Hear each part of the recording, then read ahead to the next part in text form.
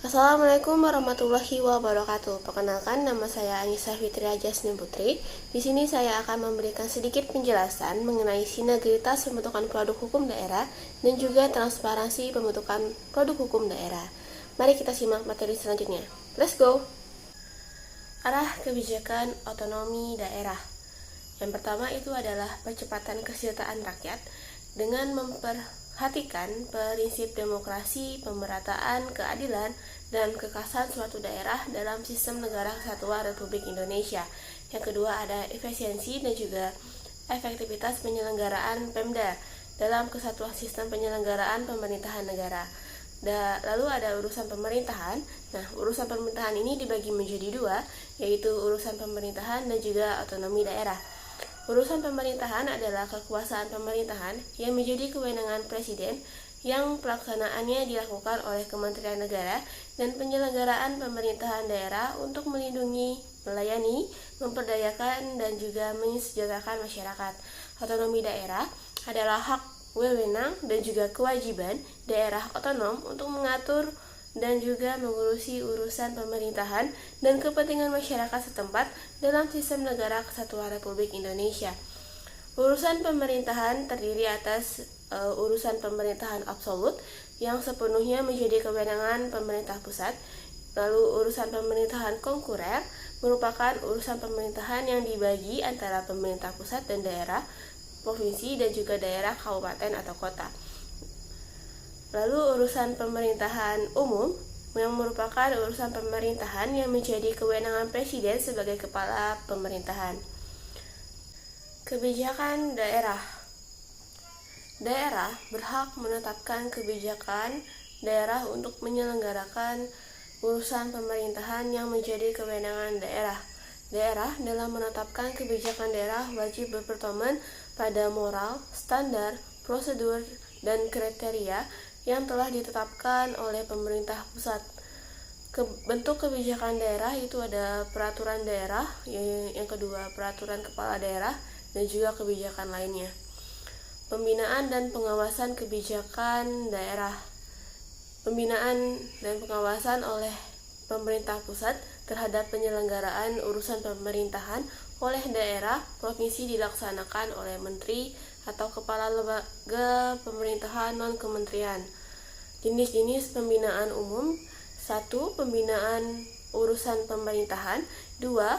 Kelembagaan daerah. 3. Kepegawaian pada perangkat daerah. 4. Keuangan daerah. 5. Pembangunan daerah. 6. Pelayanan publik di daerah. 7. Kerjasama daerah. 8. Kebijakan daerah. 9. Kepala daerah dan wakil kepala daerah. 10. Bentuk pembinaan lainnya. Peraturan daerah. Dasar pembentukan peraturan daerah yang pertama itu adalah Pancasila. Yang kedua, Undang-Undang Dasar 1945 pada pasal 18 ayat 6 yang berbunyi pemerintah daerah berhak menetapkan perda dan peraturan-peraturan lain yang untuk melaksanakan otonomi dan tugas pembantuan. Yang ketiga itu adalah peraturan daerah pada pasal 236 ayat 1 Undang-Undang 23 tahun 2014 untuk menyelenggarakan otonomi daerah dan tugas pembantuan daerah membentuk perda. Nah, perda sendiri, peraturan daerah provinsi adalah peraturan perundang-undangan yang dibentuk oleh Dewan Perwakilan Rakyat Daerah Provinsi dengan persetujuan bersama gubernur.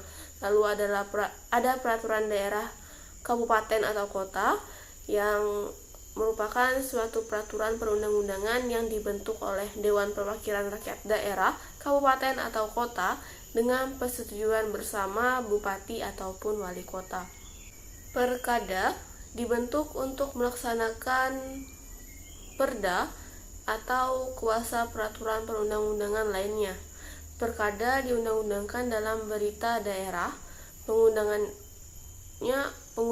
oleh sekretaris daerah, dan perkada mulai berlaku dan mempunyai kekuatan mengikat sejak diundangkan. Pengertian sinergitas.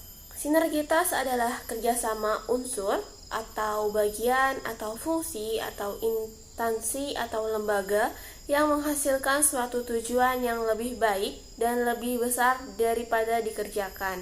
Unsur sinergitas itu ada kegiatan, kerjasama, tujuan, dan juga kelembagaan. Sinergitas pembentukan PHD merupakan kerjasama antara satu atau lebih lembaga, pemrakasa, perda atau perkada dengan tujuan untuk meningkatkan kualitas produk hukum daerah. Sinergitas pembentukan PHD dilakukan untuk setiap tahapan proses pembentukan perda atau perkada.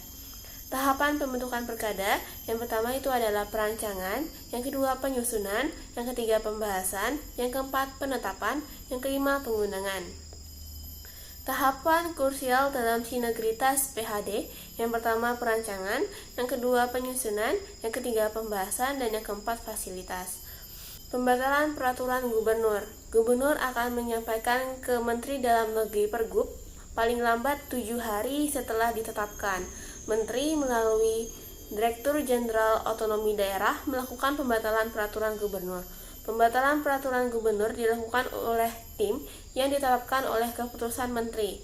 Keanggotaan tim terdiri atas komponen lingkup Kementerian Dalam Negeri dan kementerian terkait sesuai dengan kebutuhan.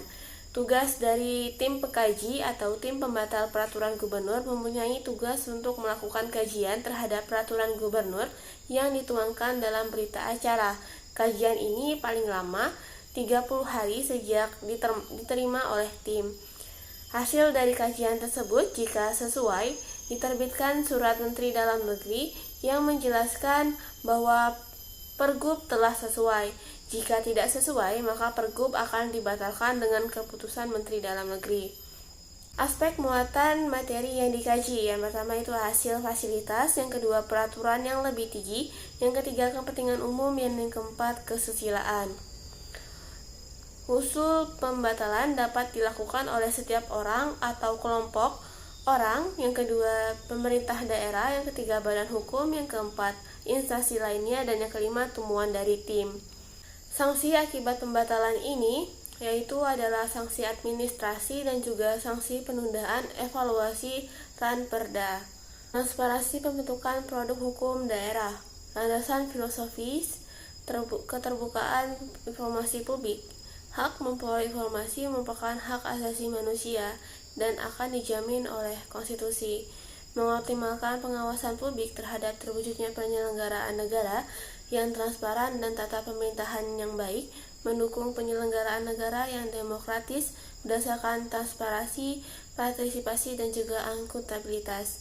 Motivasi badan publik untuk memberikan pelayanan kepada masyarakat sebaik-baiknya dan bebas dari KKN. Mengantisipasi perkembangan teknologi komunikasi yang semakin pesat sehingga meningkatkan mobilitas masyarakat untuk memperoleh informasi yang mudah dan cepat. Asas keterbukaan informasi.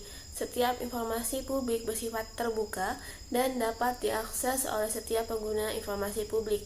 Informasi publik yang dikecualikan bersifat ketat dan terbatas.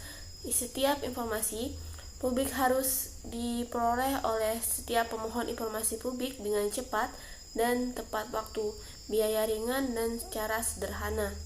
Badan publik wajib menyediakan informasi yang akurat, benar, dan tidak menyesatkan. Badan publik harus membangun dan mengembangkan sistem informasi dan dokumentasi yang untuk mengolah informasi publik secara baik dan efisien sehingga dapat diakses dengan mudah. Pengaturan hak warga untuk berpartisipasi dalam penyelenggaraan pemerintah daerah, adanya jaminan terselenggaranya pelayanan publik dan inovasi dalam penyelenggaraan pemerintahan daerah.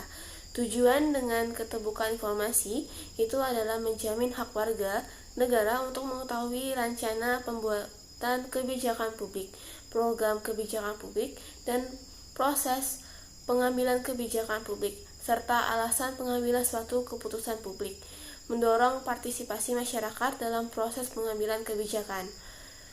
Lalu ada bentuk partisipasi masyarakat. Partisipasi masyarakat sebagaimana dimaksud itu mencakup yang pertama penyusunan perda dan kebijakan daerah yang mengatur dan mengembangi masyarakat, yang kedua perancangan, penganggaran, pelaksanaan, pemonitoran, dan pengevaluasian pembangunan daerah. Yang ketiga, pelaksanaan aset dan atau sumber daya alam daerah. Dan yang terakhir itu penyelenggaraan pemerintahan publik. Partisipasi masyarakat sebagaimana dimaksud itu dalam bentuk yang pertama itu adalah konsultasi publik, yang kedua musyawarah, yang ketiga kemitraan, yang keempat penyampaian aspirasi, yang kelima pengawasan, dan yang terakhir keterlibatan lain sesuai dengan ketentuan peraturan perundang-undangan. Penyusunan produk hukum daerah, dasar hukumnya itu adalah Undang-Undang Nomor 23 Tahun 2014 tentang Peraturan Daerah.